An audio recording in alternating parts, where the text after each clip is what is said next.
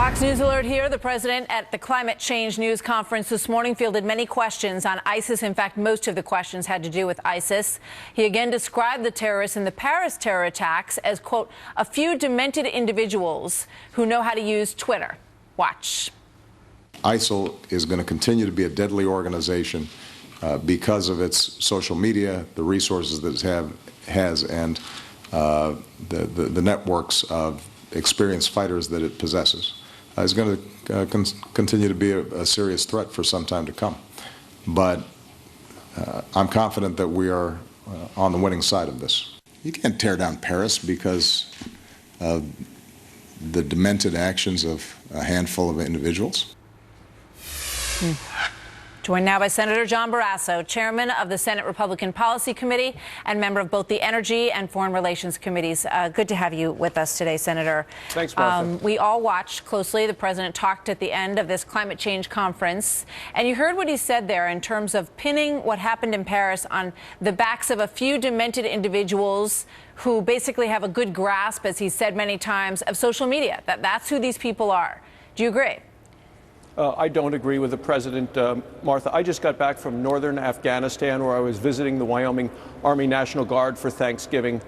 ISIS is not contained. ISIS is expanding. They have jumped the fence and have now set up franchises in places around the world. ISIS is now in Afghanistan and a number of places, all wanting to do damage, and terror is the number one concern now of the American public.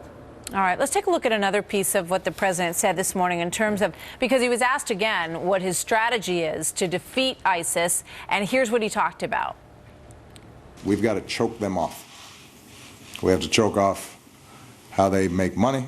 We've got to choke off their ability to bring in new fighters because, you know, we've taken tens of thousands of their fighters off the battlefield, but if new ones are still coming in, then they continue to maintain a stranglehold.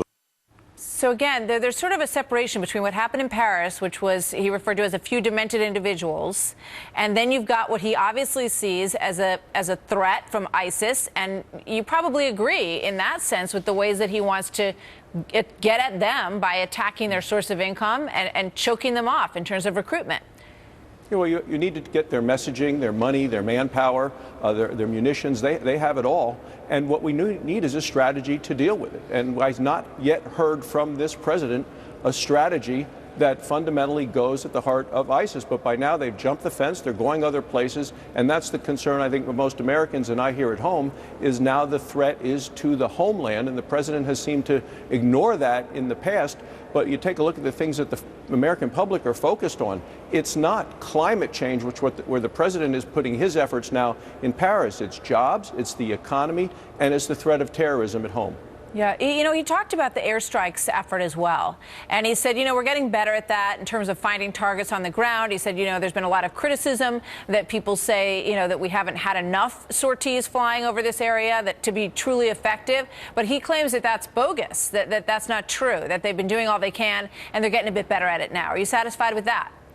No, I'm not satisfied. You take a look at the number of flights that are done, but with the engagement rules, many of them are coming back without actually striking at any target. I mean, the president has been slow with regard to Syria, and I think wrong with his desire and decision to take troops out of Iraq, which has set up this fundamental area where ISIS is headquartered, and why we have all of these refugees leaving Syria. I mean, the 4 million refugees, so much of that has to do with the president saying Assad must go years ago and then doing nothing about it. That's the fundamental problem. There's not a safe place within Syria where people can go and feel that they have safety and security and the world can come to their aid. Instead, they're fleeing the country, causing this huge tragedy of humanity. At the same time, it's an opportunity for ISIS to exploit this tragedy to try to get their terrorists to Europe and to the United States. You know, he spoke also, Senator, about American leadership and said